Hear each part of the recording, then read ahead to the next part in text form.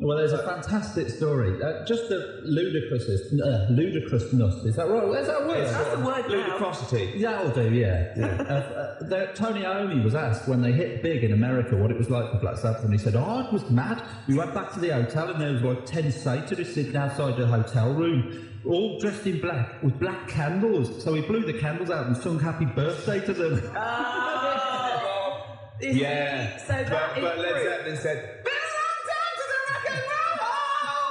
and I think that sums it up. Are you squeezing your lemon? Yeah, I'm squeezing my little lemon. I'm putting my little cocktail chipolata on the table between two pickled onions and seeing if that... And the juice is running down your leg. Yeah, and the juice is running down my leg, indeed. Well, we've embarrassed ourselves. Yes. I think in a way we might have embarrassed XFM. And I know... Certainly, maybe, we've embarrassed London. Yeah. XFM 104.9. It's just gone 3:15 on a Wednesday afternoon. It's the request hour. It's your choice of music. I think we'll have some more music now. This is for Gary O'Donnell, who says chocolate is the best thing to come out of Birmingham. I can't see the brand name because then apparently I'm advertising. But it's that chocolate. Out of Bournemouth. Yeah. That's not like you to advertise, is it, Sturge? No.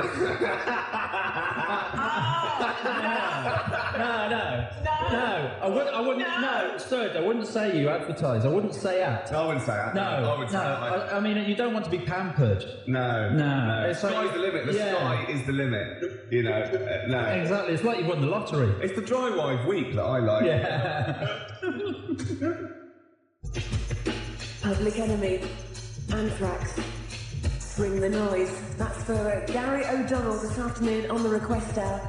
It's XFM 104.9. It's just gone 3:20. Are we going to give away your prize that you bought in specially? We have a winner. Mark Adams from Harrow. With his undercracker explanation. Yeah. It is the same one that dropped off Duffo. Is it? He just called. Well, he's a star. He's won it. He'll be able to... Gary's voice check challenge. How good are you at imitating comedian Michael Barrymore? Try this famous catchphrase. All right. You'll be able to do that. You'll be able to impress your friends and family. That's just... It's like, I can do it. All right. See? Yeah. Where is he? Where's Barrymore? Yeah. Where is he? Well, he's at the back. Are you all right at the back? And obviously Norman Collier. Wow. Norman Collier.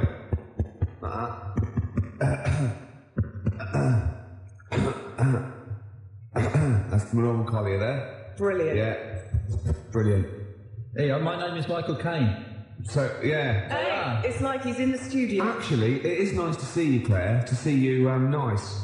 Oh, these are great tips. Brilliant. He did. Well, I keep taking off the pop shield. I know, because I can hit it and be Norman Collier. All right. That really hurts my ears. I believe if they were going to rename this book, they call it the Bible too, the good book. It's a beautiful thing. Mark Adams didn't just wasn't grateful for it. He claimed it. He said, yes, I claimed that book. Really? Yeah, he claimed that with it quite rightly. He is the winner. Because we'd forgotten about it actually. So thanks for reminding us. No, that's great. Yeah. That's yours.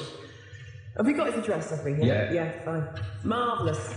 I've completely lost my train of thought now. What am I going to do next? What's the chances of that? Usually you're so slick, you know where you are together, good links, you can string a sentence together. No, it's obviously our somebody else. That's Jackie Bramble. Let's leave the studio and see how good Claire is. We'll leave the studio. Go on. Yeah, if you would. We're off. Yeah. This is going to be pretty good, I imagine. Yeah. Okay, I'll see you in a minute then. Yeah, okay. All right then. See ya. No, still not working. Wednesday afternoons in the capital with Fluke, Atom Bomb on the request hour this afternoon as requested by Phil. I've got my train of thought back. Yeah. It worked. Great. Marvellous. Well worth waiting for as well. Incredibly well. Going incredibly well. Now, you may remember all this week I've been trailing a very special guest that was going to be joining us this afternoon. Martin Clunes is going to be here. The boy Clunes. Sadly, as you've probably noticed, he's not. No. He's a very busy man. Yeah, he's got lots of stuff to do. Yeah, it's all the press for the launching that Terence Higgins trust campaign. Exactly. So, I mean, that's cool with us. And he's going to give us a call on Friday. He is indeed. Which will be brilliant. But I mean, I've got Matt in instead. Yeah. He's got big ears. They're beautiful and big. Yeah. And you smell of booze as well. Yeah, there is that, but you know. Hold on, no, I'm not. No, well, yeah, smell of booze, but we're not saying Martin Clunes smells of booze. We're taking reference to his character in Know Me Badly. Yeah. We're not saying he likes to drink. We're not saying he's like are not. We might like a drink. I'm not saying it's a lush. Or a teetotal. But you're saying I reek of ale? Yeah. Yeah, only because I spill most of it. Yeah, was that? It's not my fault. After the, 18th one. After the accident. It was balancing it on their backs that didn't go down too well. I felt terrible the other day, though. Yeah, regular as clockwork. On the arm, his right arm starts going, then his left hand starts going, and if he's got a beer in it, it goes all over the place. It's a bit messy, doesn't it, man? Pavlovian conditioning, though, isn't it? Yeah. Since the age of 14, you can't keep his wrist still. The best thing to come out of Birmingham, so says Steve in Surrey. Ricky, the best thing to come out of Birmingham is yourself when you leave. What? If you were to go to Birmingham tomorrow and then for the leave day it. and then leave Birmingham the next day, you'd be the best thing to come out of Birmingham. That's a compliment. Excellent, that's not. What, even better than Pig from Pipkins? Presumably. Well, presumably. The best, it says the best, that's it. I don't think you're ever going to leave Birmingham if you go there again after saying about the people in Leamington. They're getting a lynch squad together at the moment. Luckily they can't hear us. Because they've got no ears. Because the little radio waves that we do just die after That's true. 25 they go, oh, and that was Mulder and Scott. And then it's just quiet. Yeah. Tumbleweeds. Yeah. We are the tumbleweeds. Carl, Graham, Gas Mask Grimshaw. Oh, yeah. Mummy, my head's getting hot again. Are you impressed? It's fantastic. You see, Wednesday afternoons at XFM means it's Matt's day. Matt, have you enjoyed yourself today? Yeah, Wild Horse wouldn't drag me away. No. No. I think you meant to say wild horses, actually. I know what it means. Sturgis. Thank you. It's for the person who phoned or faxed in last week asking for a Frente, and we didn't have it.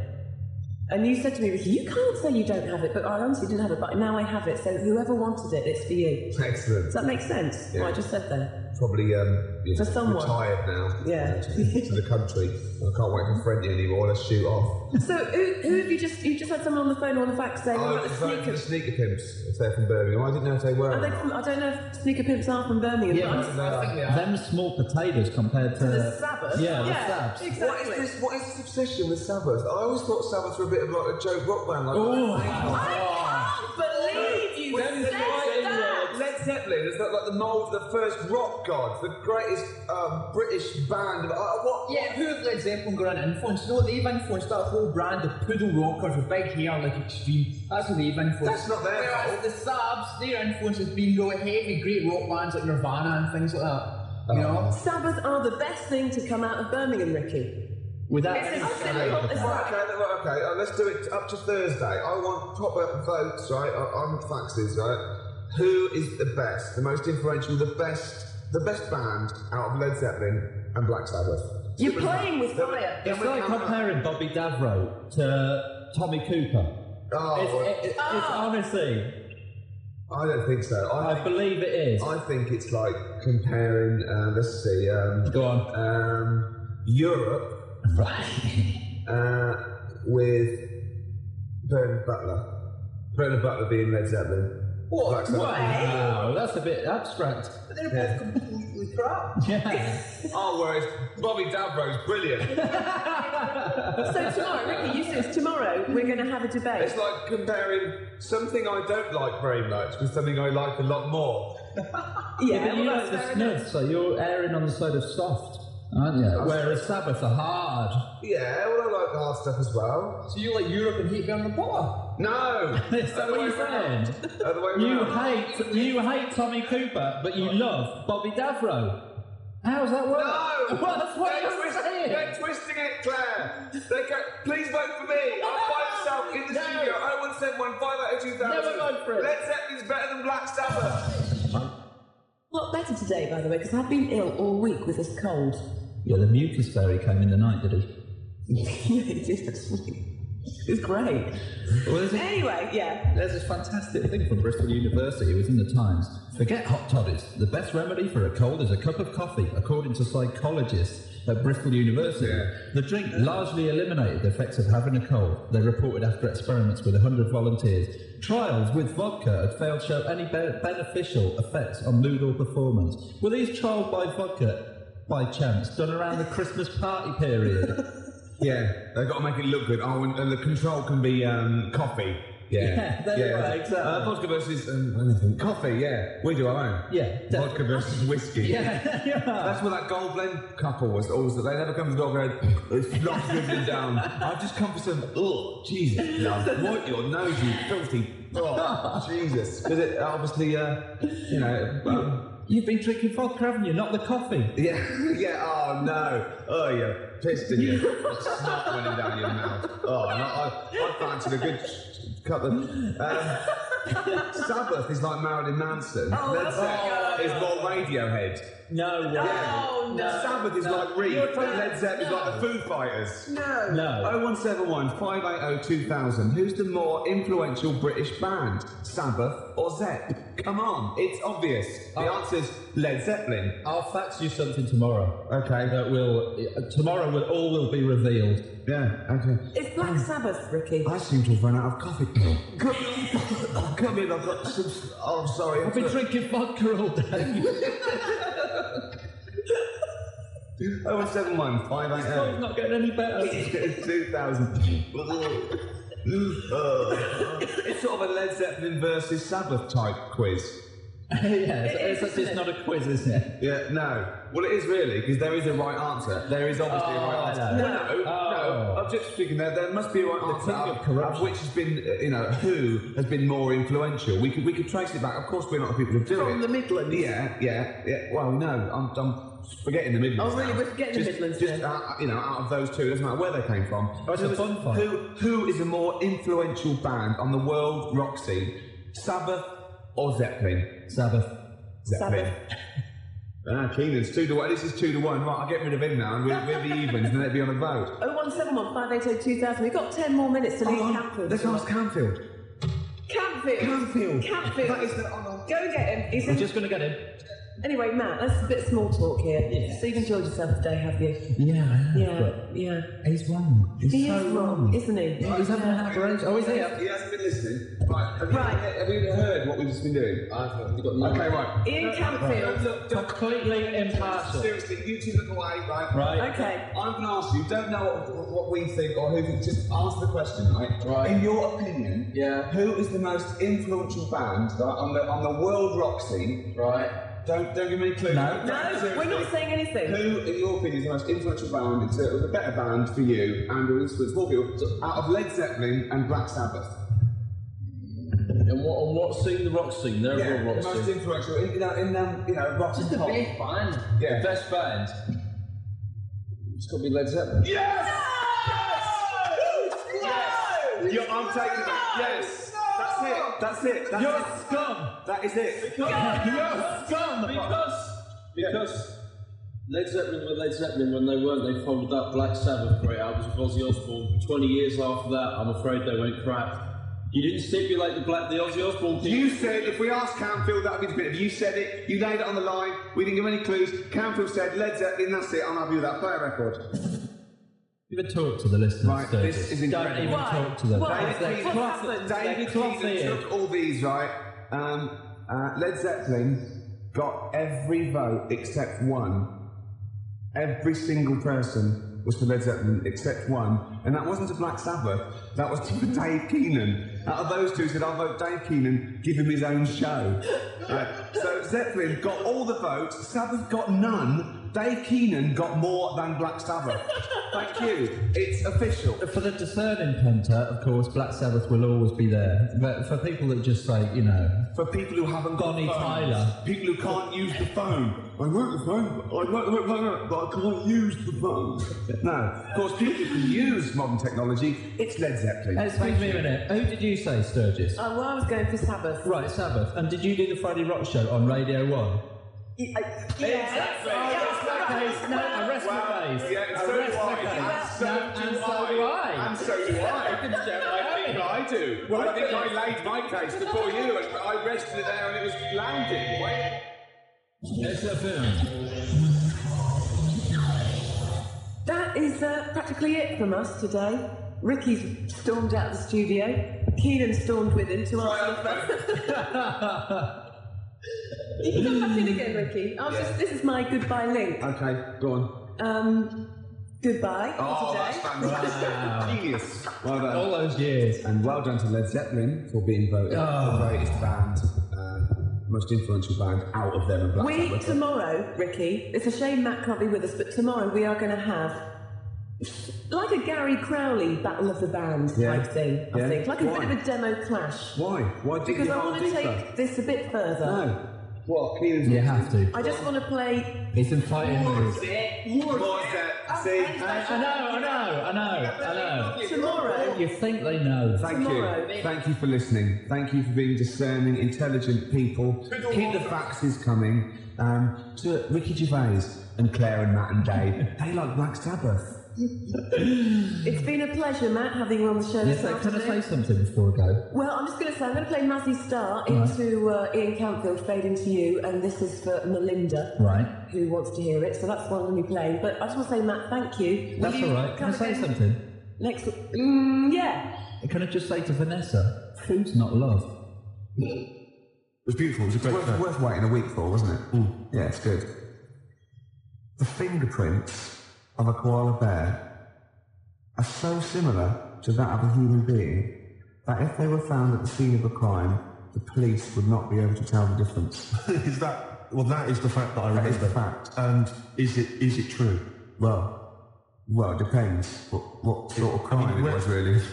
But you got this from a reliable source. Of course, the internet. So let me get this right. The fingerprints of a koala bear are so similar to those of a human being that if they were found at the scene of a crime, the police would think that a human had committed that crime. Yeah, or vice versa, maybe. What kind of a crime is that? The great koala bear eucalyptus robbery. Right. Yeah. So they've come in, right? All the police have come in, the detectives, right? Quincy's come strolling in about half hour later, and they go, "It's all right, Quince, we've solved this one. This is obviously a human being." He goes, "Oh, is it? Oh, is it?" They go, "Well, yeah, of course it is. There's this bloke here. He's been bludgeoned to death with a lead pipe in the conservatory. He's a big lad. It's probably a 6-foot bloke, and he's hit him with the right hand by the window." Quincy goes, "Oh, it's a 6-foot bloke, was it? Oh, yeah." He goes, "Yeah, well, it was. Oh, right, no, it's just that, you've ruled out the possibility of 5 koala bears standing on each other's shoulders, have you?" In a long coat. Yeah, with the trilby on. Obviously. The bottom one's the fat one going, "Oh, where are you going?" And the top one's going right, left, and they've snuck past the security guard. And they've got... He's just said, "Go on through, sir." Yeah, go on through, it's a press. They've gone press, right? And they've got in there, right? And they've got this bloke, they've got his confidence. They've got a false moustache, obviously. Of course they have. Like you're growing, right? And they go, "All right, mate." And they go, "Oh, what's that over there?"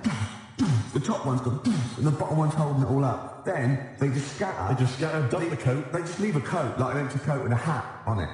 Right? And the thing is, I think Quincy knows because he's already rounded them up and he's got a confession out of them. Right. And so he's just being really smug. And they go, "Oh yeah, it's a bloke, isn't it? Yeah, it's a human being, yeah.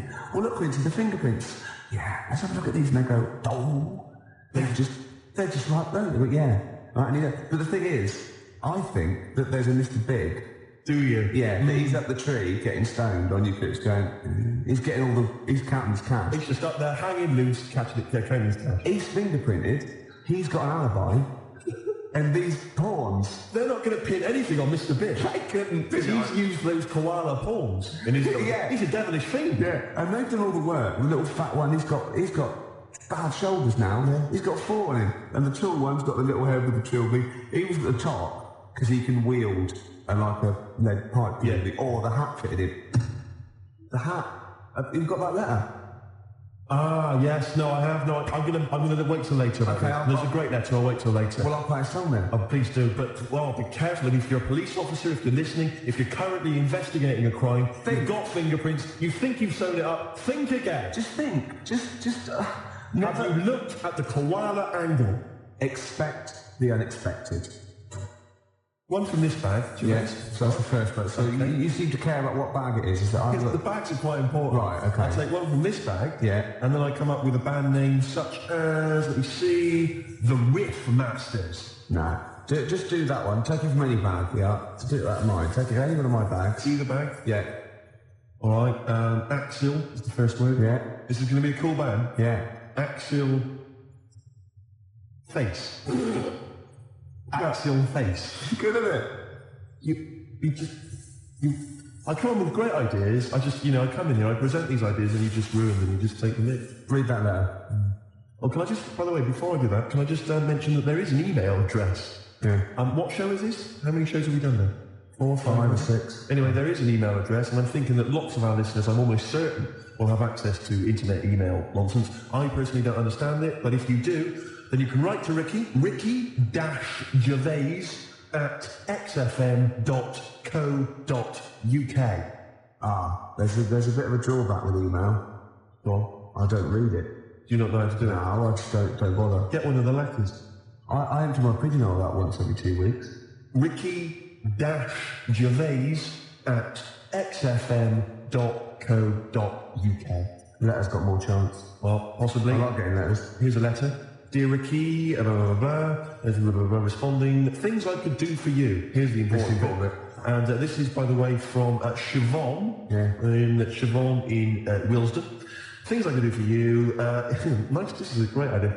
Yeah, make you a hat. That's the one I want. Gervais, she can make you a hat. She is a professional hat maker. Yeah. Is it a milliner? Is that the name? Yeah. She's a professional hat maker. She can make you a hat. I love it. Gervais. What kind of a hat? What would you fancy? I see you in a fez. A little red fez. Oh, I know what I want. Well, you know those top hats? Those sort of velvety ones? Yes. But squashed down one side like Constantine made with the top up. You know what I mean? Like a dynamo. Yeah. That'd be beautiful. Beret? No. Beret? What is that? What kind of hat is that? It's a frisbee. It's beret. It hasn't even got a... It's when some bloke, he does philosophy for a week, or he's sort of doing French cooking, and he comes in to the student union with a beret on and they go in, the first thing you do is take it off and throw it out the window. Of course you do. Because you're with the cool people, and he's going, oh, that's really funny, isn't it? Yeah. So mature. Yeah. And you go, no, it's not mature, but it's funny. We're just having a laugh. Anyone you see wearing a beret in the student union or in a pub, just pop it off. Frisbee it across the... I'll tell you, you will be the most popular bloke in that Use pub. it like he's sort of piggy in the middle. You're just throwing it, to different people. It kind of bonds the pub. People they leave the quiz machine. Yeah. They come over and they're joining in, and you're just throwing. He's screaming, "Please give me my berry back!" In fact, I reckon if you threw it and it hit the hardest bloke in the pub's pint over, he'd look over and they go, "Who did that?" And I go, "I did, but he was wearing it." And I go, "Fair enough, mate." And he, you know what I mean? Oh yeah, he goes straight to the guy that was wearing the beret. What kind of a hat is that? It's French. I mean, there's the point. That's the answer. I don't want to get you on French people. No, I know, but all I would say to you is he's got no brim.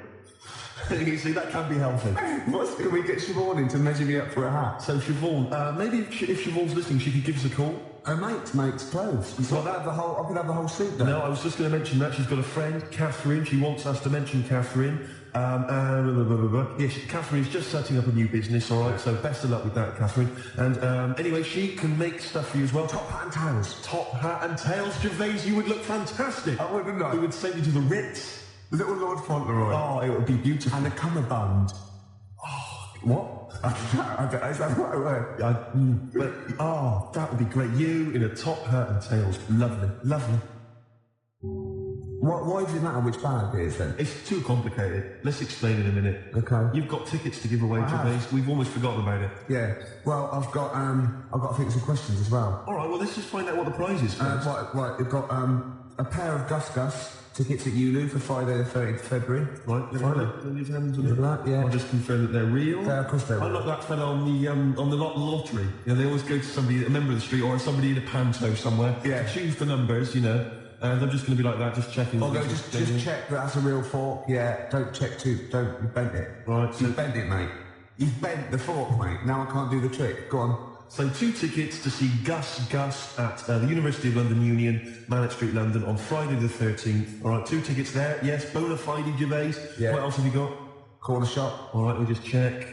Already both nights sold out. That's sought after. 2 corner shop tickets here, plus Les Rhythm Digital. This is like a real prize. It's wonderful. That's on Wednesday the 4th of March. Again, at the University of London Union. All right, 2 tickets there for them. 2 tickets to Catherine Wheel, mate. To see Catherine Wheel, again at Ulu. And Catherine Wheel plus special guests on Thursday the 26th of February. So we've got the tickets there. All right, so we've got 6 tickets. Right, I've got a question for the first one. Okay, was that Gus Gus? Yeah. All right, so first one is Gus Gus. The question? Good, cool name there, Gus Gus. Does it matter which bag they would been in? Right, okay. Yeah, and I'll take any answer. What, yes or no? Yeah, I'll take yes or no. I better remind him of the phone number. Please Hold on, do. 1 minute. 0171 580 2000. Call me! I forgot I'd done that one. So, yes, 2 tickets for Gus Gus. The question again, please, Gervais. Does it matter which bag they're in? And again, it doesn't really matter, yes or no. I just take anything. All right, Catherine Will, you got a question for Catherine Will? Catherine wheel.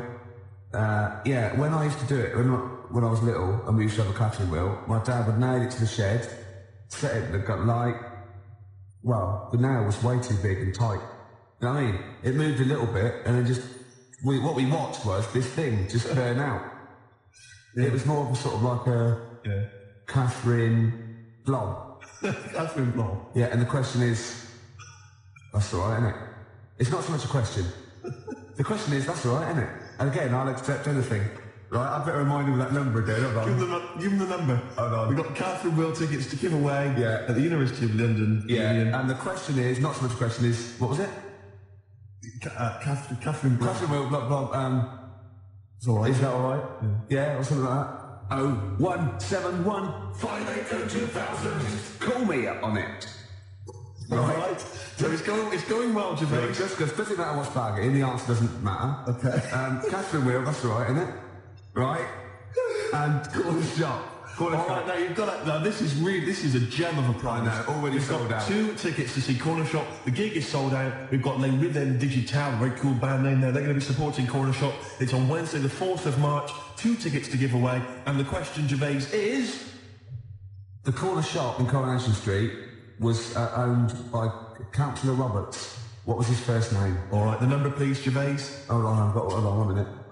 Quick, I'll just remind you of the other questions. Yeah. I don't really know. Just Gus, right? Would it matter which bag they're in? Right. I'll accept yes or no. Yes. Catherine Wheel, that's right, isn't it? Again, anything. And Corner Shop. Councillor Roberts. What was his first name? Number to call. 0171 580 2000. It's the number to call. Catherine Wheel. Corner Shop tickets for you. I told you they'd understand. I must say, Gervais, that was one of the most electrifying radio quizzes I've ever heard. Do you know what I mean? I think if we could option that for the telly. Yeah. We could get the whole spin-off thing going. A board game as well. Yeah. It would just be beautiful. Oh, I'm thinking ahead. Ahead. That is just great, Gervais. Oh, man, we're just giving away 6 tickets. Right, now, your idea was a good one.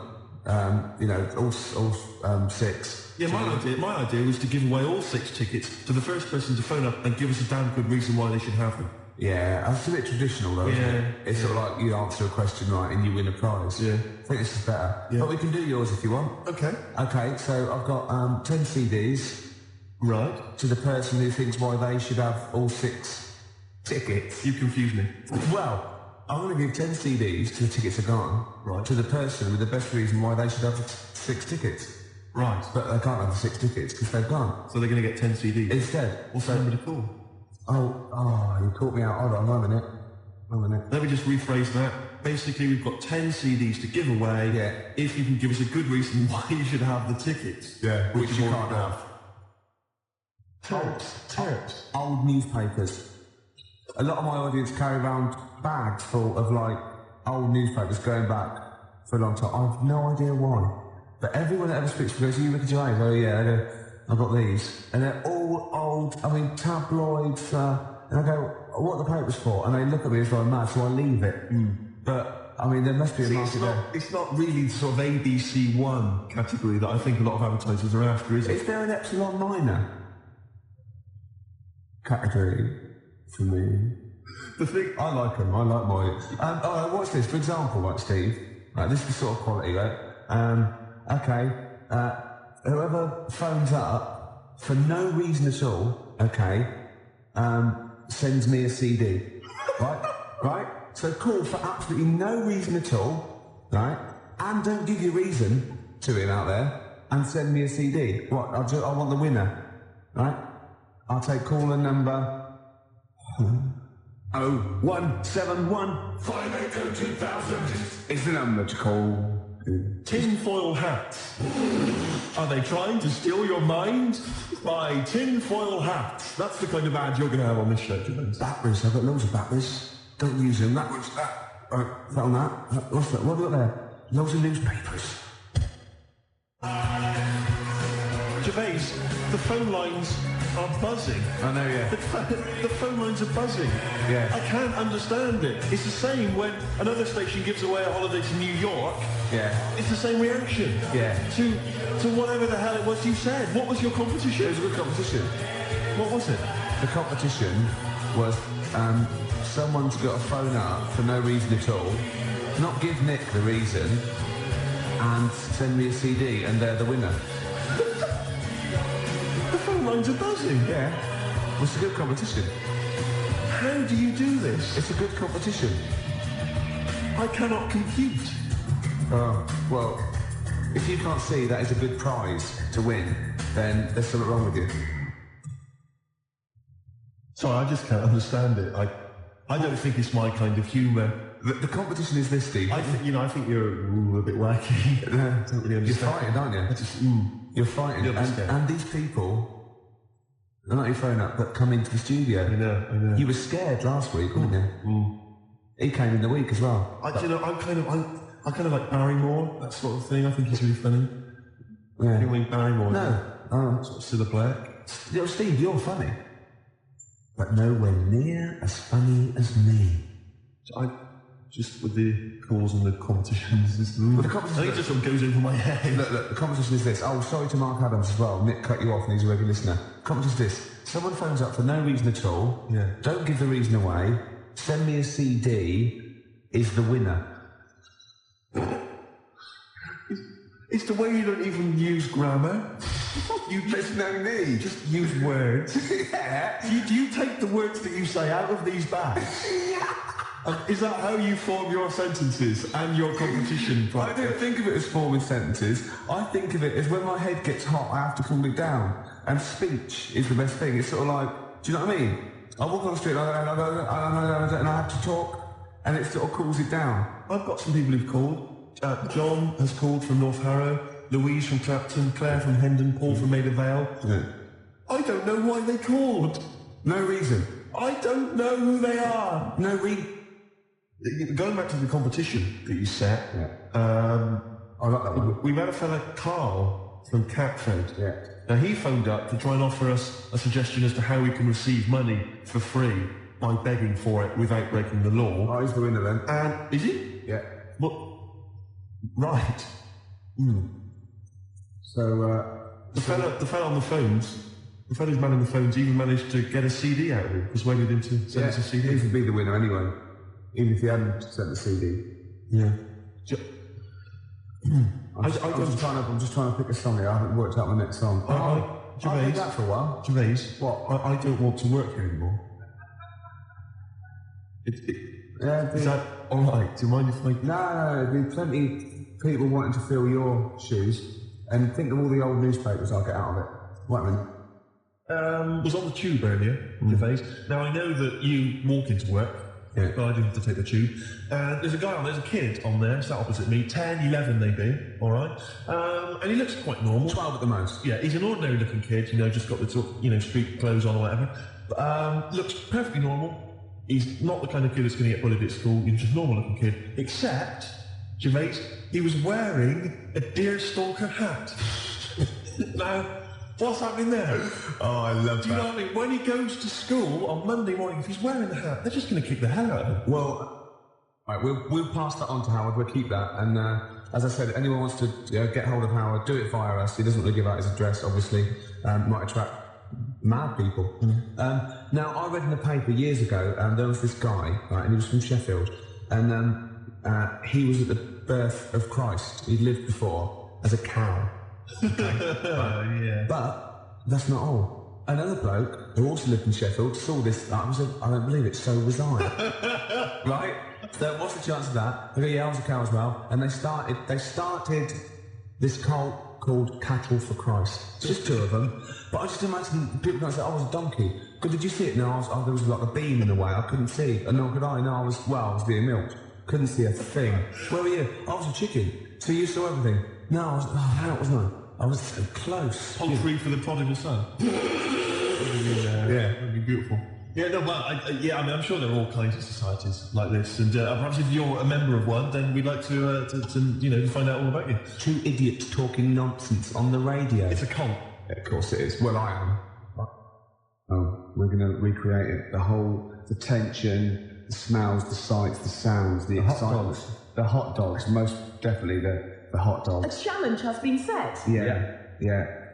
Matt didn't know this, but I'm a bit of a Subbuteo buff myself. He comes in here all out with his sheepskin on, right, with his little team under his arm, he's rolled it, and I go, I'll play Subbuteo. I said, I do, yeah. So, the gauntlet was laid down. It was, yeah. We've got Chile against England, but unfortunately I haven't got Chile, so I brought in Morocco instead. Not Morocco, what are they called? Colombia, yeah. So if any of the defenders mess up, I can always shoot one of them. Yeah, of course. And that's going to be live. It's 10 minutes each way at 20 to 3 in the We XFM are Lounge. actually doing a proper football match, Yeah. a YouTube football match Yeah. on XFM this afternoon. Kick off at 20 to 3, so it's 10 minutes each way. Yeah. And we'll be dipping in occasionally into The little boy Fraser's going to be the referee. Marvellous. She's the only one that can fit on the pitch and run round. Of course. without disturbing any of the players. It's a work of genius. And I've picked the team. Have you? Yeah. Already? Yeah, England, I mean. No, I've got this. Look at him. Look at his face. Gascoigne here. He's so pleased. Look at him there. He's only an inch high. But look at it. I've got Gasper, Itzy, Batty, Seaman there. I've got that's all over Nigel Martin is in goal. I'm going to put this but not mine. Matt brought it in, you filthy. Anyway, we're going to... Apparently for goalkeeper's choice, though, most women prefer flowers to semen. So. Really? Yeah. Well, so I'm going to go and check out the pitch, warm up, and Matt... And where are we doing it? In the XFM Lounge? Matt's another pint. Yeah, and we're a live link, we referee and everything. It's going to be amazing, Claire. This is radio. This is what radio's meant to be like. Yeah. Two grown men playing Subbuteo and doing semen puns. That is exactly what radio is meant to be. Yeah.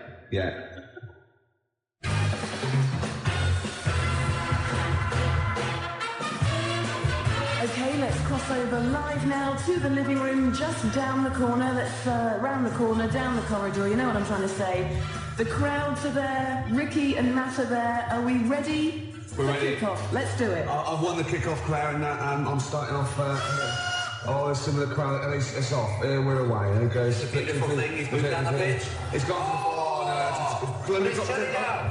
Turn it on the break. It's a foul. It's a filthy, dirty foul. England the crowd don't like that much, and he's right there. There he is. He flicked a plastic man. Barry Spinnaker there, and little Tommy Tompkinson. Jimmy Twizzler. Oh, there he is. Oh, but they've given it away straight away. It's the number 11 there, and he's running. Look, it's a goal kick. There's little boy Fraser there on his horn, right? On his high horse. Half time. Half time. Half time. That's it. No, we'll be back in a minute. That's ridiculous. That is stupid. We can have a penalty shootout then. I nearly sprained myself then. I had to stop in mid-swing. That's happened before, though. We will be back at the XFM Mum, I don't want any tea. I'm busy. You're very good with your fingers. Right after this. The score, England versus Chile, is 0-0. It's time to go back to the XFM living room.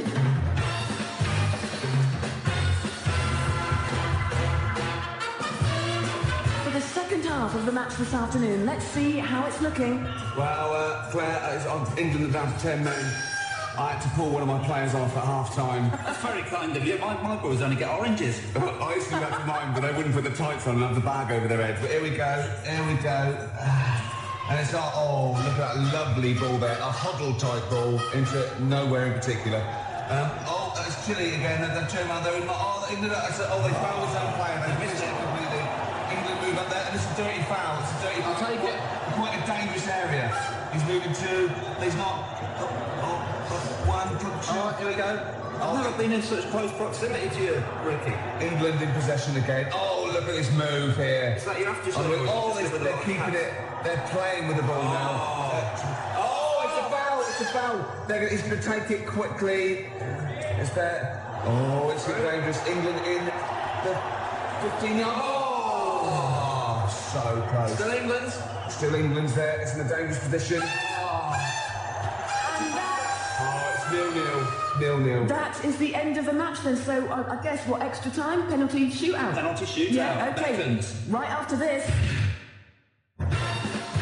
So, as we recreate the England-Chile match tonight, this afternoon, in fact here live on XFM, down there in the living room, we have Ricky and Matt. Ricky representing England on the studio table. Matt is doing the business for Chile, although he hasn't got any Chile team members, he's using the Colombia ones. But don't you worry about that, we cross over live now, back to the XFM living room. Hello? Oh, here we are. Can you hear me, Claire? The tannoy's on. Giving something away that you have no use for. Exactly.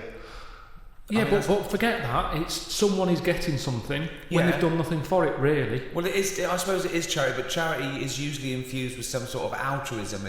It's usually to do with giving a piece of something that is kindly because you could do with it. I mean, not strictly. I think you can give away something you don't need, but it's hardly donating a kidney, is it, or some of your wages? It's like it's not charity on your part because you're literally not around anymore. So it's no longer you giving it, it's just some money I could either give it them or not give it them. Once I'm dead and I've turned to mush, I shouldn't be worrying about Suzanne's mum getting a table.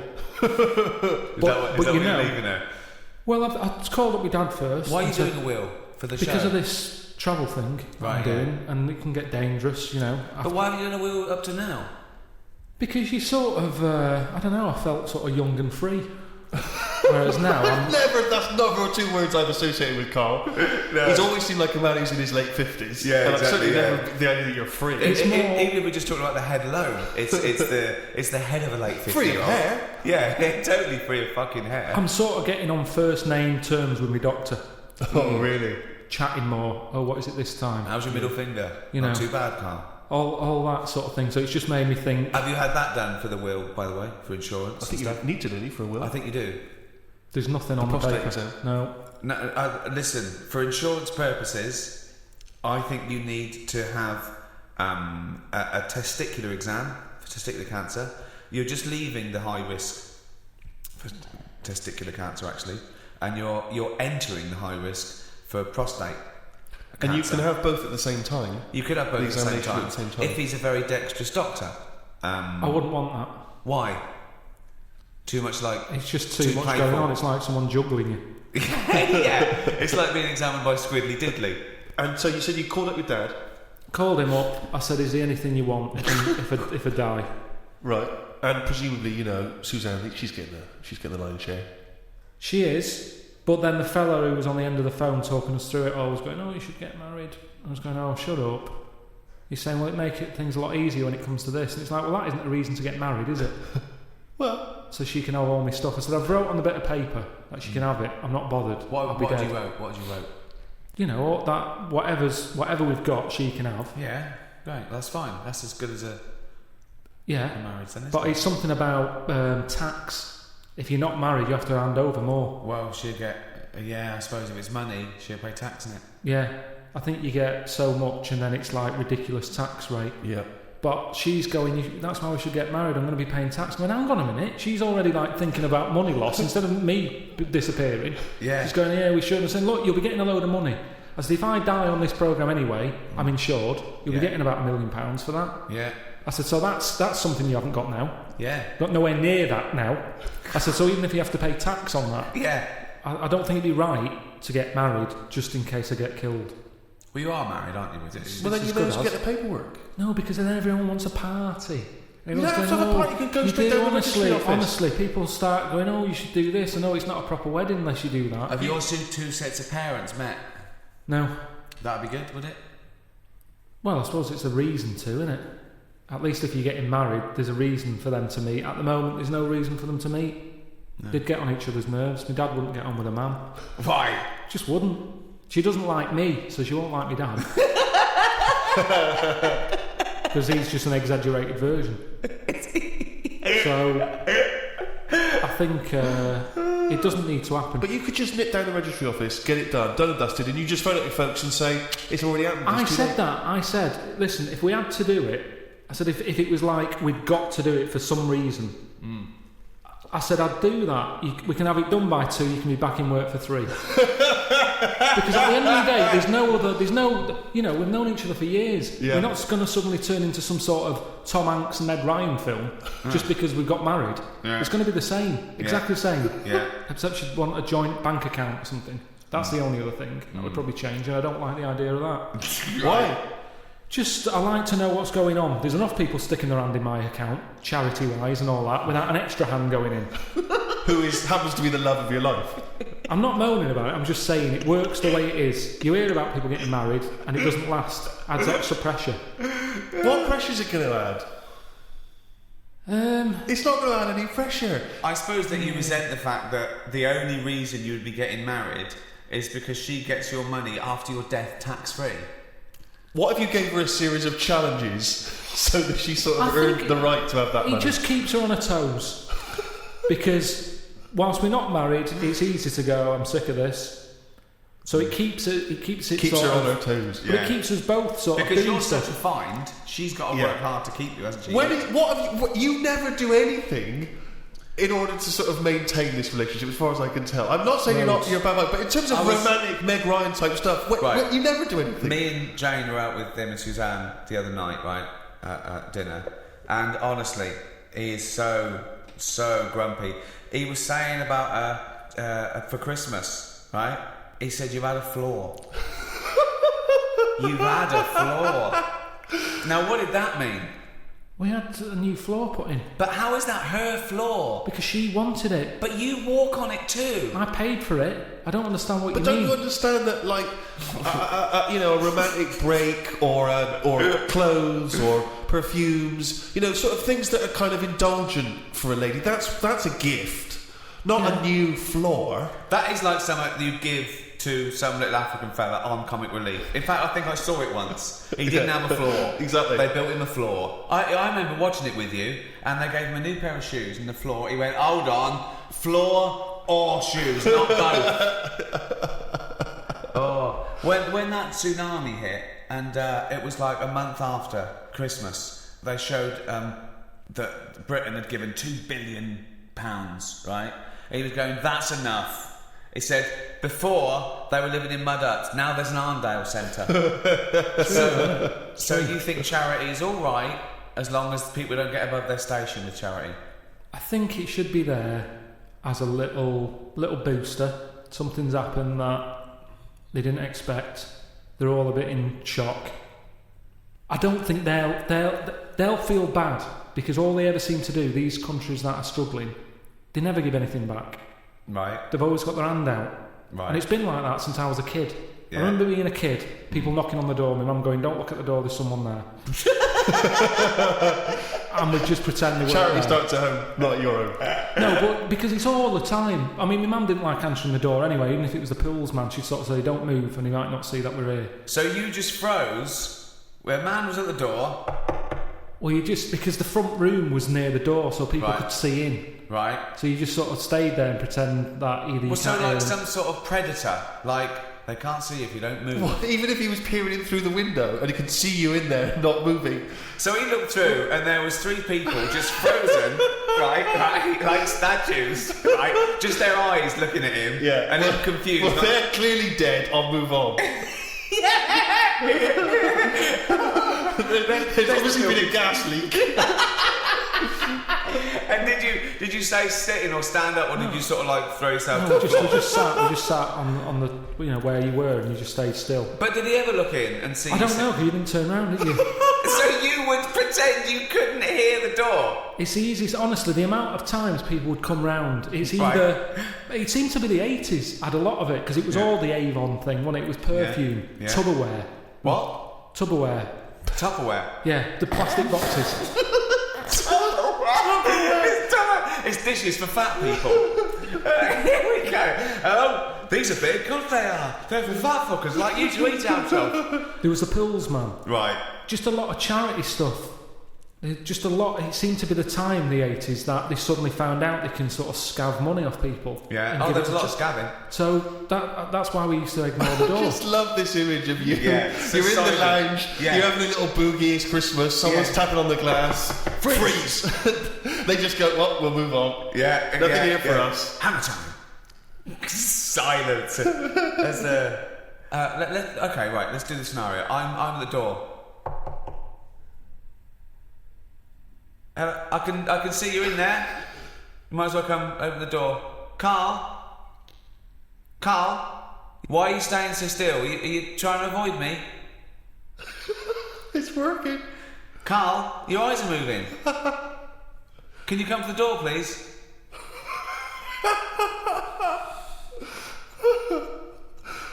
I suppose in the end you've got to move Carl, I'm going to stay here. I'm just going to stay here until you have to move. Carl.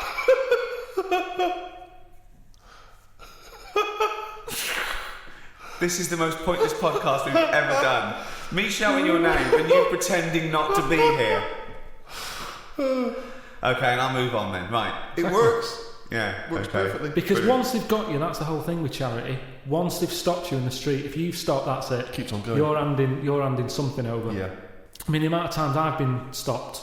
I mean, the good thing now is you've got an iPod, so you can just either pretend you're on the phone or listen to music. Or just stay very still. Just freeze. When someone says, can I trouble you for... Oh, he's totally frozen. That would be amazing, because they're normally in one spot, aren't they? Yeah. So it's just So they're as soon carrying as on they selling, stop you, and so you've you got to just stay there freeze for the rest of it, outside Waitrose for 7 hours. Yeah, it goes dark.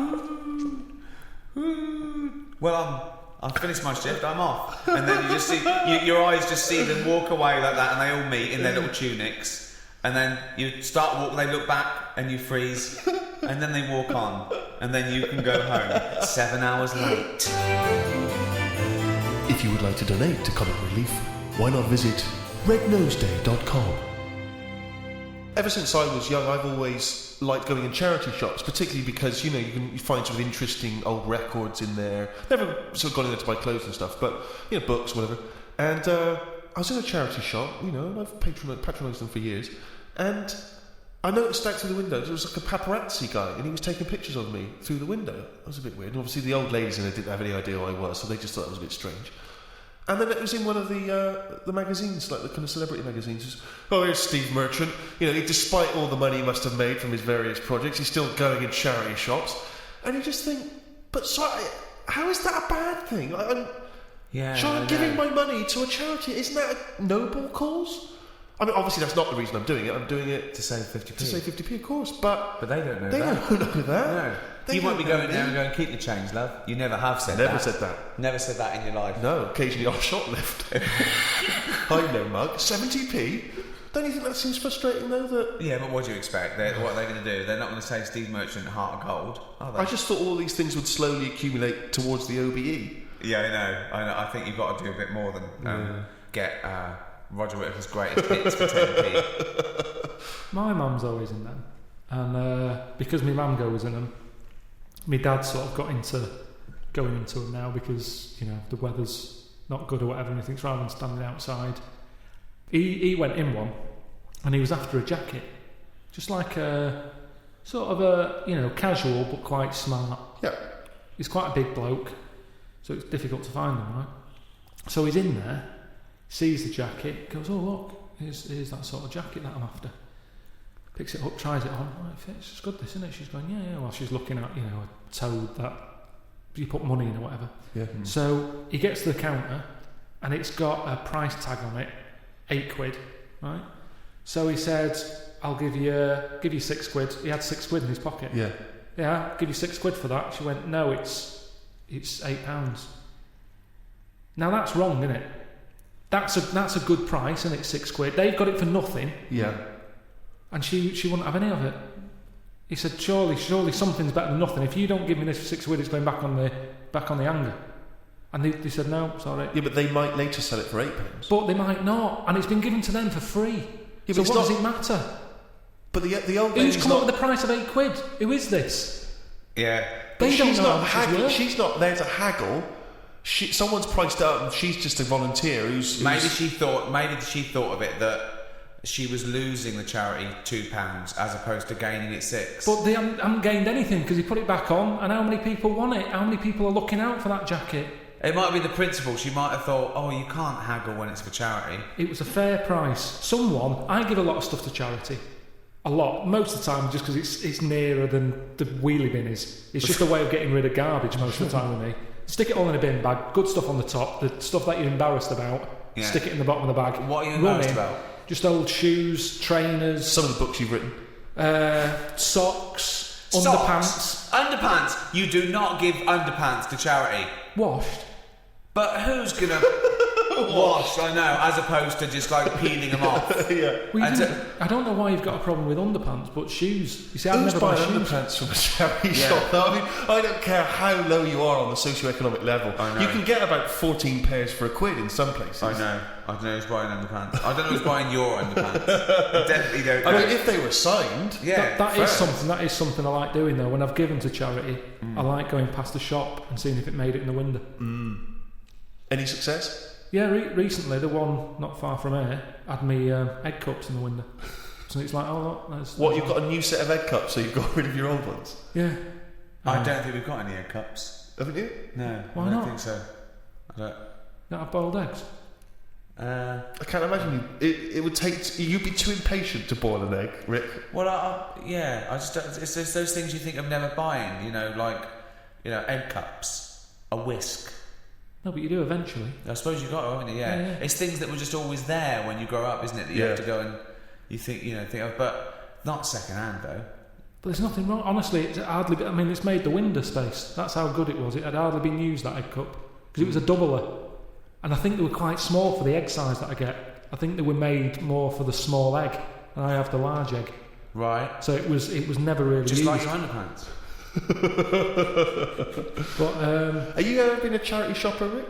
What I used to do a lot of was records and tapes and things like that. But it ended up sort of being ironic. It really ended up like getting, something like Shane Rich's greatest hits, and things like that. A bit of a dilemma that my Auntie Nora had. She likes charity shops as well. She's got a neighbour. Went out to Graceland's, big Elvis fan. They came back. She said, "How was Graceland's?" They said, "Oh, it was brilliant. Best holiday we've ever had. Probably go back again. We've got a gift for you." Right? They get out this clock, like a little sort of. It's like a Swiss, the Swiss sort of looks like a little house, like a cuckoo clock. But on the hour, little Elvis comes out the top and goes, Right? So she went, "Oh, cheers." She's not really into Elvis. She's more into Jim Reeves and Glenn Campbell and stuff. Yeah. But what can you say? She said, "Oh, thanks for that." She put it in, took it in the house. Maybe they could get attachments. Maybe you get a little Jim Reeves to pop on the spring. Change it anything you like So Solid Crew. You can get a little So Solid Crew, and that pops out, or whoever. Anyway, it's in the house. She's thinking, "I'm not going to put that up. It's not her sort of thing." So thinks, give it to charity, of course. She goes down to the charity shop, gives them that, thinks nothing of it, goes off to the pub for an afternoon drink. Anyway, next day she's going out for an afternoon drink again. Passes the charity shop. It's in the window. And the chances are her friends are going to pass by. That was a dilemma. Of course. She had to buy it back. That's brilliant. At a hugely inflated price.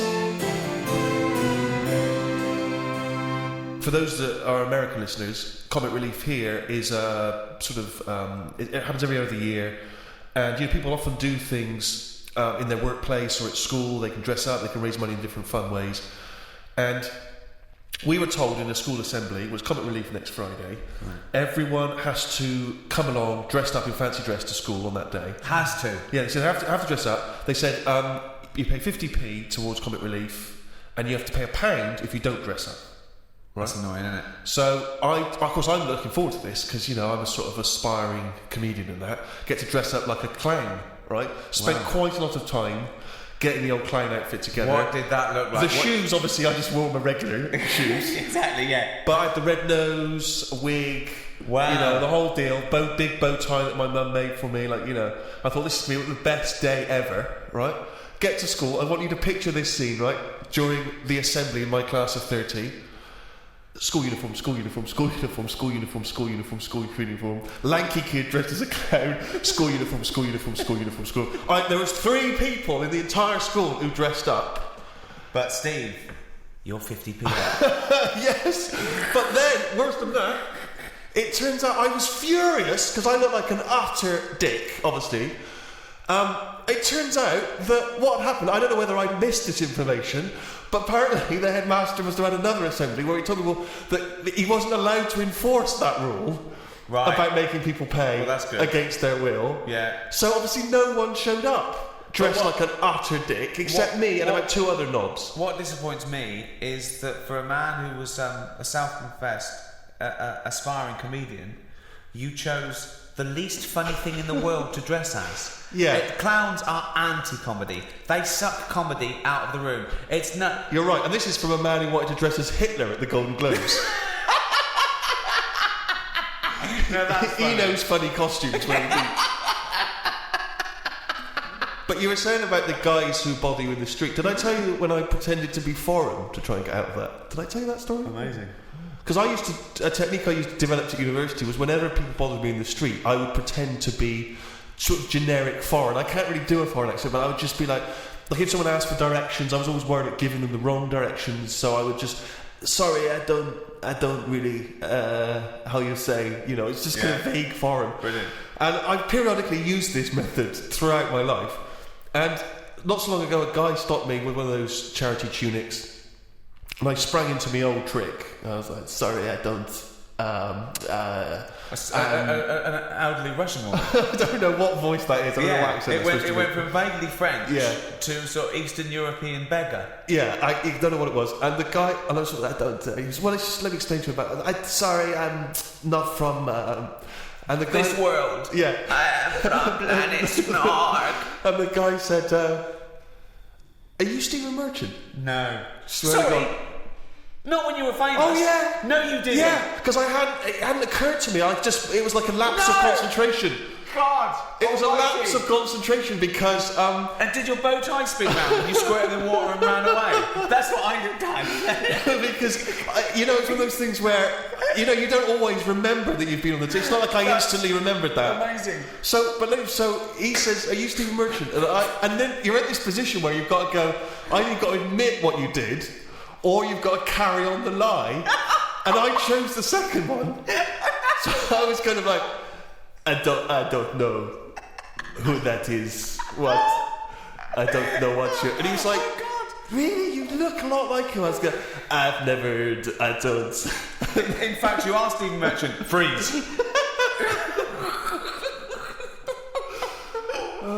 I'm always getting stopped for I mean, there's so many charities now. Anything. I think that's the other problem, actually, that there's so many now.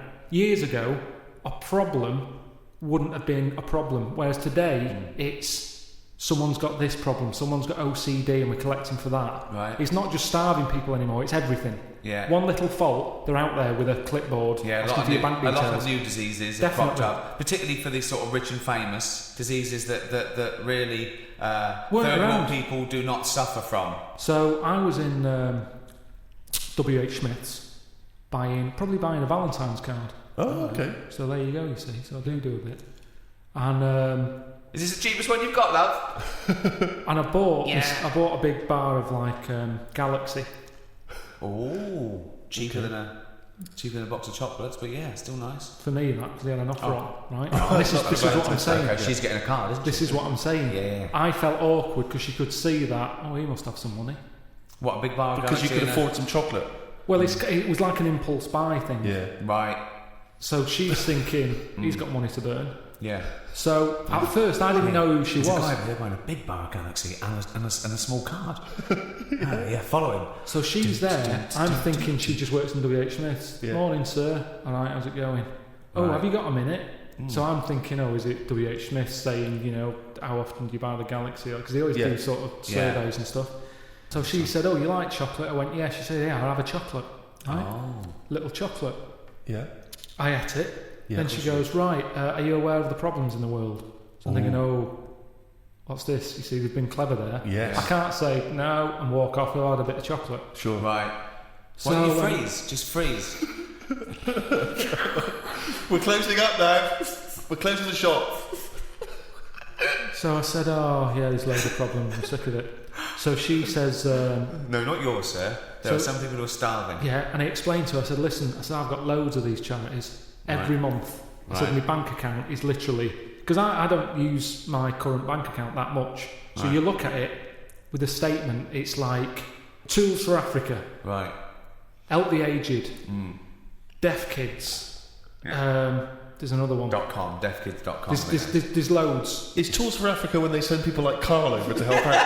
Yeah, that is Comic Relief. Tools for Africa is another name for Comic Relief if you watch it. So anyway, I said, I do all this. She's going, that's very good of you, but, we need your money as well. So she's saying, just as much as you can afford, every little helps and everything. I've been here all day. Look, as you can see, I haven't had much luck. It's not that busy in the shop, blah, blah. Oh, all right then, right? So I give her the details. She looks at the amount. She goes, right, now the options are, you can tick the £5 box, the £10 box, the £20 box, the £50 box. This is a monthly payment. Right. She said, well, I'll put you down for a tenner. Forget the £5. She just leapfrogged that straight away. Yeah. And you can't go back, can you? Because then you feel bad. Sure. To sort of go, well, you've got a £5 one there, tick that one. Yeah.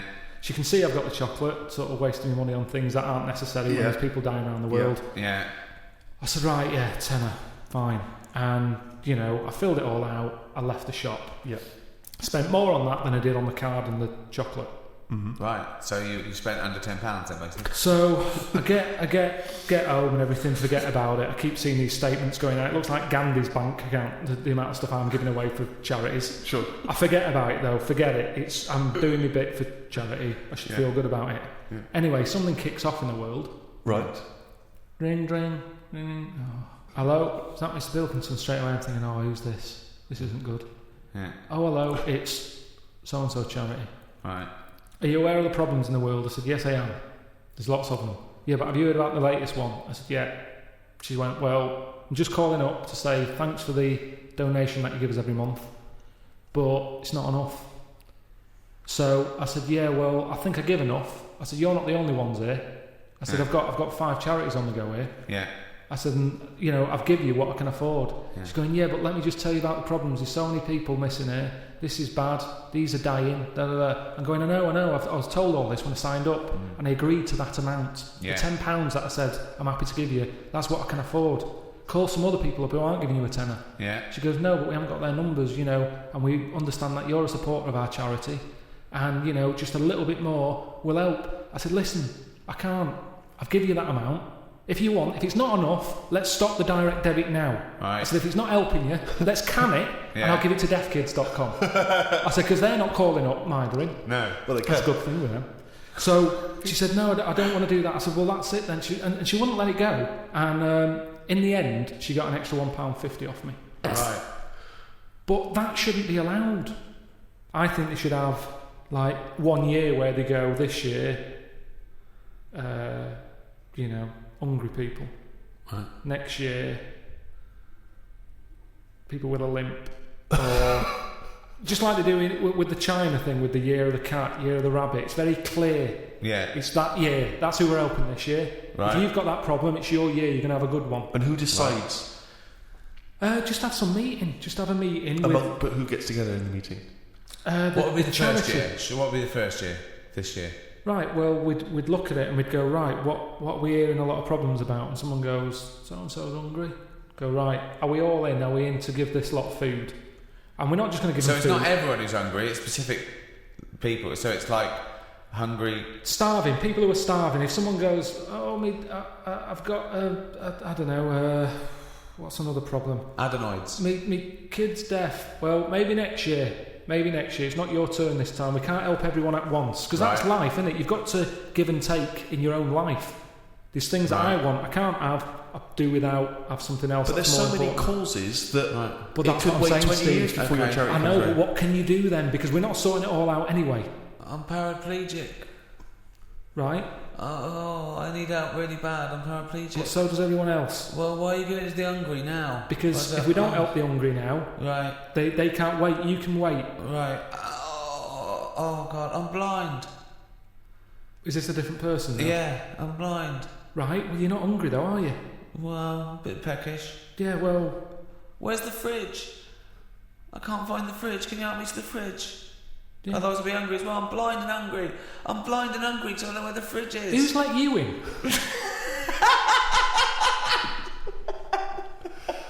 But Carl, this is just a chaotic idea. It's chaotic because people who are hungry, there's always going to be people who are hungry. Yeah, but then... You're not going to just... Because there's always going to be new people. Yeah. But I sort the problem out. They've eaten all the food. It doesn't last forever, the food, but Carl. I sort it out properly. How do you sort it out? Because I'll go, right, not only are we just giving you food, right, we're giving you some seeds. We're giving you a pan. What, you think they haven't thought of that? Let me hear the theory, please. Right. Sort it out. Don't just give food. That's going to run out. Right. Give them a proper... You see, the problem is, these companies who jump on the back of all... Do you know when I was in the jungle? When I was in the jungle, right? On that travel thing. Yeah. I was in that tribe, right?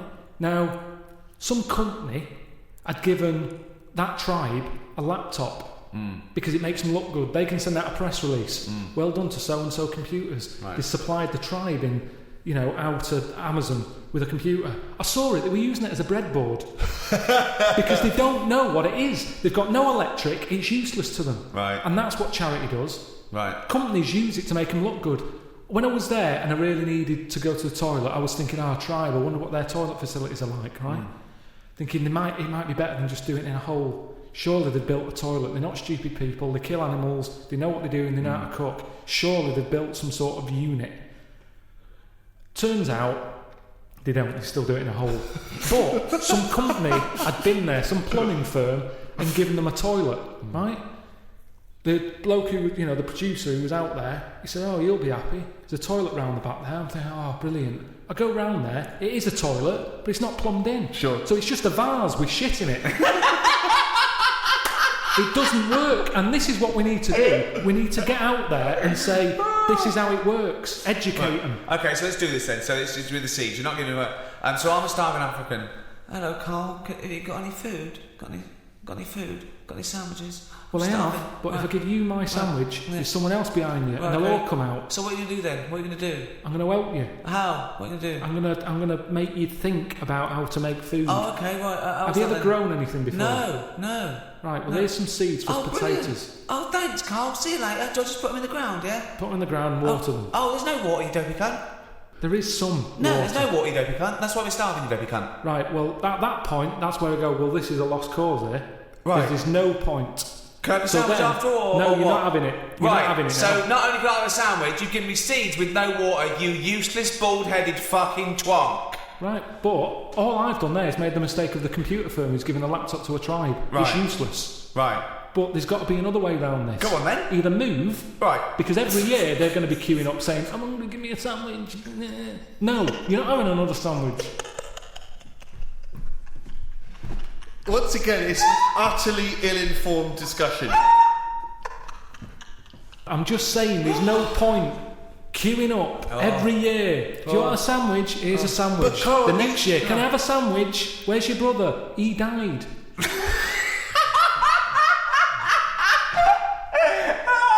It's not sorting anything, it's buying him an extra day, an extra month or something. But it's Carl, the pointless. point is, like Ricky's just flagged up, is that some of these countries,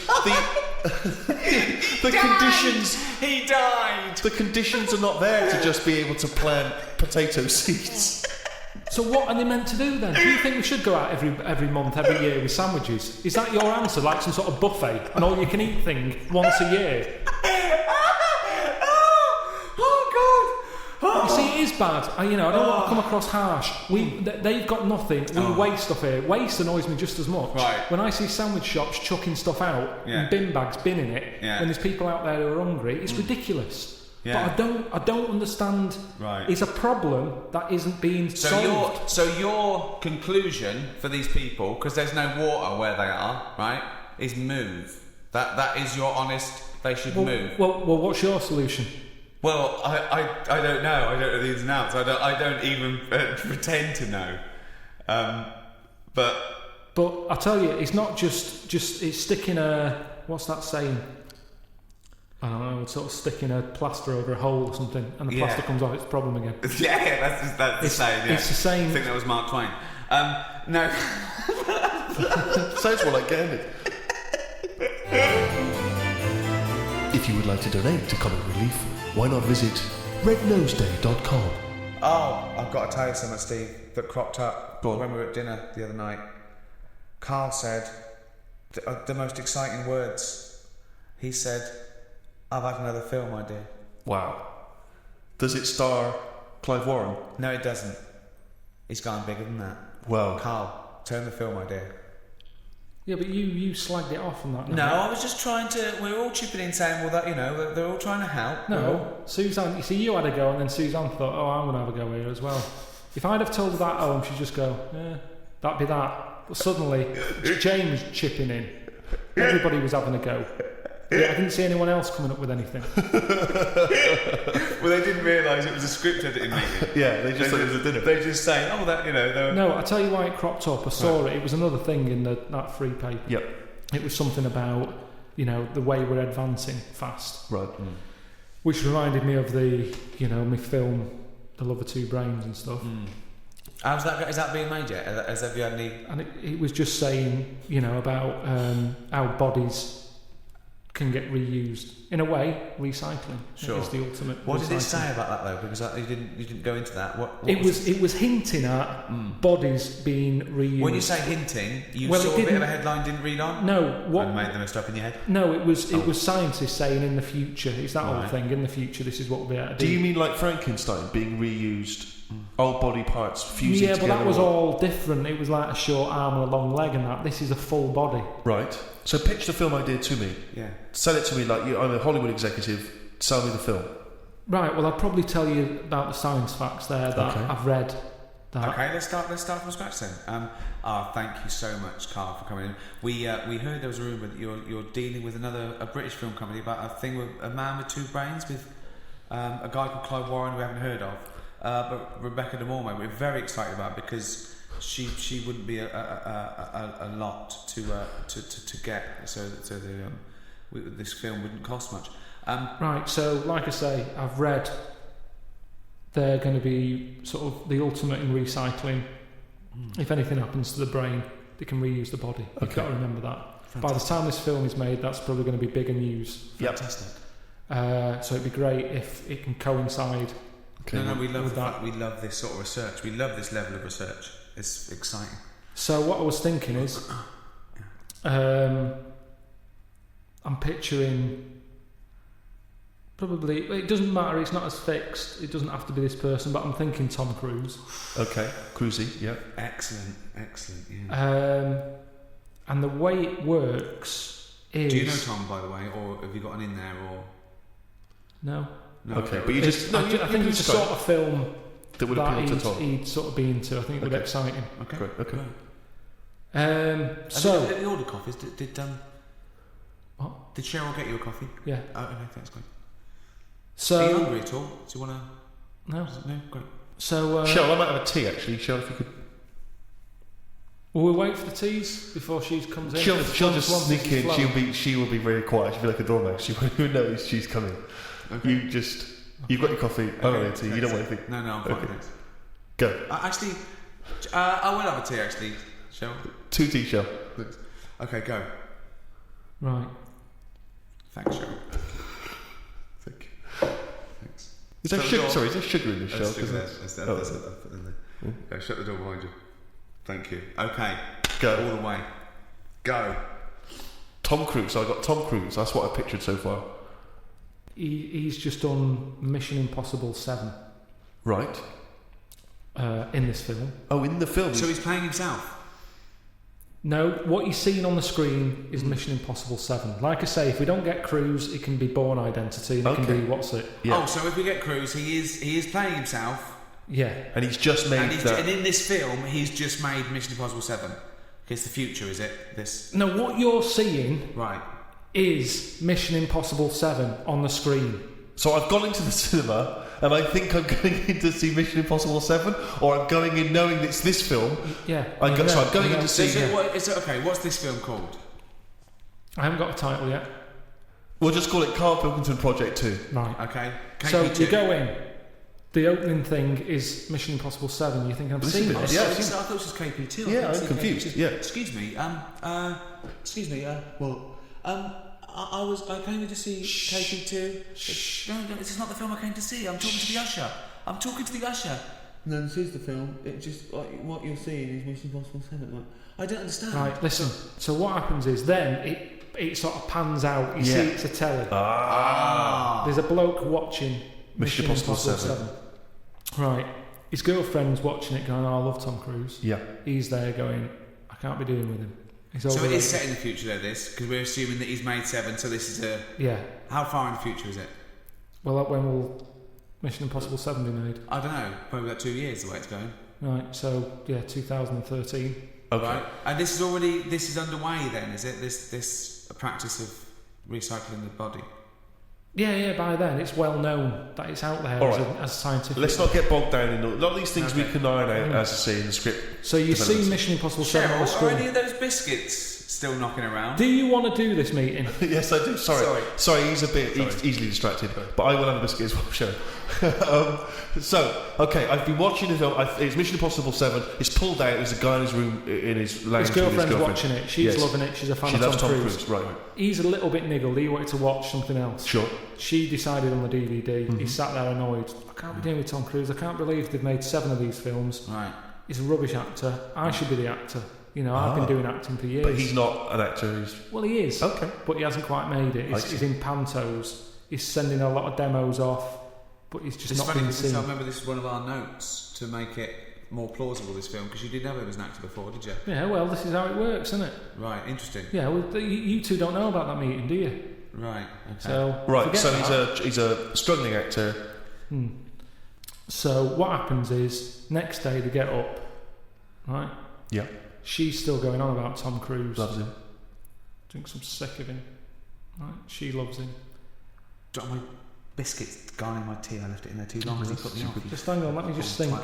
Can I get the spoon, please? Yeah, sure. It's all probably gone soggy. soggy. Cheryl, can we get some more of those biscuits in here, please? Do you want to weigh more? Or? Yeah, I'd love to hear it, please. I'm just conscious that Colin Firth's coming in. He's won an Oscar, so... And he's got an idea about a prince with a cleft palate. Anyway, listen. So, what happens is he gets so annoyed with his girlfriend liking Tom Cruise. He plans to kill him. So he plans to kill Tom Cruise. This is new. Now, this man is a Johnny actor. He's obviously based in the UK because he's in Panto. So he flies to Hollywood. No, the equivalent of that. Oh, he's based in America. He's a bit part player. Yeah. So he sees Tom Cruise. He kills him somehow. Now it's some way. Right, how does he kill him? Because this is all new to me. I don't want to put everything down on paper. This is just a rough idea. In the original pitch in the restaurant, Tom Cruise just dies on the set of Mission Impossible 7. I see, right. Yeah. Yeah, that's right. Oh, So he dies in the film in Mission Impossible 7. They're doing that thing on the strings. Right. He cuts, he lands. Right. His body is in perfect condition. But how is she watching the film? Did they put it out even after Tom Cruise died? No, sorry. He was filming Mission Impossible 8. So he's filming the next one. They filmed the next one, Mission Impossible 8. Okay, sure. He's annoyed. He's going, I can't believe they're making more of these films. Right. I can't get a gig, and yet they're churning this crap out. Yeah. Okay. So he's on his springs. On his wires, yeah. On his wires. Yeah. An accident Springs happens. sounds better. He's bouncing around. Like a baby growth. Yeah. The strings cut, smash. Tom Cruise dead. Right. The bloke hears this on the radio, on the news. Yeah. The girlfriend's fella hears it on the news. He can't believe it. He's like, yeah. Ooh. Takes his eye off the road a little bit in the celebration. Truck ploughs into the car. Right? So he's killed as well. Well, is he? Okay. Little interlude. Fades up. Comes out of. You're seeing it out of his eyes. You see his eyes sort of opening. You know when you're seeing out the eyes, you see the eyelids, and you see his girlfriend there, sort of looking at him like a bit startled. Sure. And he's going, oh, what happened? And she's going, it's all right, it's all right. And he's going, oh, get me a mirror. She's going, I don't want to get you a mirror yet. Okay. Oh, hold on, what's going on? You've had a bad accident. Oh, probably totally disfigured, is he? This is what he's thinking. Oh, how bad do I look? Scarred, burnt. You know, you fancy that Tom Cruise. Oh, I gone the other way. She's going, it's all right, it's all right. It can't be relevant though that Tom Cruise was killed at the same time. I don't need to think about Tom Cruise. I'll put him out of my mind. Put him out of my mind. Anyway, what's he going to look all like? mirrors out of the room and everything. He's just learning to walk. He's going, why can't I look in a mirror? And the doctor's going, no point. Yeah. No point. You've got to get used to this body. See, what do you mean? It's great that Tom Cruise just did a small cameo at the beginning of his film. This is good as well because we're seeing it through the. What's the voice like, by the way? The bloke's voice. It's the same. Just the same as it was earlier. So the whole thing is through his eyes. I haven't seen his face. No. Then he gets walking. It's almost time to go home. Yep. His girlfriend comes in. Yep. It's her job to tell him the new news. Oh my God, what is the news? She says, there's a mirror, look in there. He looks in it. Yeah. He's Tom Cruise. Right. Because he had his accident on the set. He had the accident. They ended up in the hospital. Right. Quick, we've got to act quick. This is the time. This is the future. Right. Where they can use bodies, all the rest of it. So Tom Cruise is dead. Tom Cruise dead. This bloke Brian. His body's squashed, but. What's his name? Brian? Yeah. But Brian's brain is in Tom Cruise's body. Just a donor body. He just happens to That's how it is. It's just meat. It's just like a lung donor, a heart donor. Yeah. It's so is tiny. Brian. He just looks like Tom Cruise now. He's got Tom Cruise's flesh. Yeah. Basically, yeah. Now, at first, initially, he's annoyed. But his like, voice, the voice Cruise. is still the same as his was, even though it's got Tom Cruise's mouth. He's got a bit of both. A little bit different. Sorry, just practically, who is doing the voiceover then for the? It's Tom now. So He's Tom's acting. sort of doing an impression of this actor. Brian's inside Tom. His name is Brian, but when you look at it on the telly, when the camera woozes round, and you see him sat in his bed, it's Tom Cruise. Sure. Right. Okay. His girlfriend's over the moon because she loves Tom Cruise. Right. He's gutted because he couldn't stand him. He can't stand the films. He's thinking. Yeah, but he must be thinking, I look like Tom Cruise, one of the most loved actors of his generation. Yeah, you think so, but he's not because he's in shock. Remember, he was expecting to see himself, and when he looks in the mirror, he sees someone else. Yeah, that must be shocking. Yeah. So the voices? He's going, I can't stand this, and she's going, calm down, you'll get used to it. I don't want to get used to it. And she's sort of saying, look, you're alive. Right. Stop moaning. Yeah. Brian. Stop moaning, Brian. Just call him Brian, I assume. She says... And Tom Cruise just had a sort of donor card that allowed his body to be given away, did it? Yeah, it's the future. Right. This is 2013, Steve. Things have changed. Clearly. Right. What's his girlfriend's name? Claire and Brian. Okay, great. Just a different body, just a slightly different look. All right, so he's seen that he looks like Tom Cruise. He's shocked, but he's getting used to it? He doesn't look like him. He is him. Okay. No, he's not him. He's Brian, isn't he? Yeah, but to most people, it's when he leaves the hospital. They go, oh, Tom, I thought you were They're all dead. going, it's Tom. And he's going, Really? oh, yeah. And he's going, oh, I knew this would happen. It's doing me head in. Are there paparazzi? Do the paparazzi think it's Tom? No. Let him explain. Sorry, Rick, because you've heard this. I want to hear this story. This is weird though, because so he looks like Tom Cruise. So he wheels out. He's in a wheelchair. Okay. He's going, I'm sick of this. The other patients are going, Tom, I thought you were dead. And he's going, yeah. And he's annoyed. He gets in the car. He gets out there. Right. And he sees a poster up on the side of the road. Right. For Mission Impossible 8. Hold on though.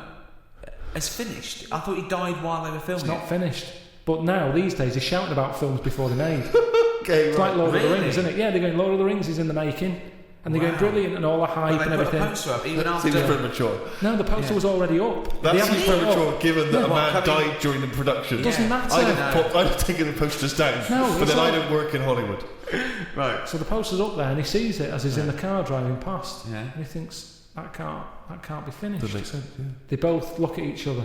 This is your chance. You wanted to be an actor. This is the chance. Yeah. Right. Go back to the studio.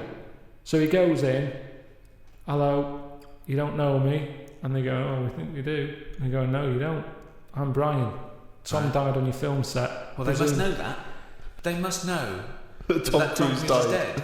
Because his family must have been. All right, if you want to, it makes no difference. We can tweak the script. Right. You have, because before he was a plumber, by the way. It was a plumber who was turning up going, I'm going to finish Mission Impossible 8. So that was the best. I much prefer that. And I can sort out your lavatory. You get the idea. Right, no, we don't get the idea. So this is... Brian has turned up looking like Tom Cruise. He said the film company, right, who must know that Tom Cruise died on their film set. What were they going to do? They would have had to wrap it up. They would have had to say... You said the posters are up. Yes, the posters are up before they've even finished So they're filming it. cancelling the film until he walks in? Basically, yeah. Oh, so they are cancelling the film? They're cancelling it. Okay, so we're afraid that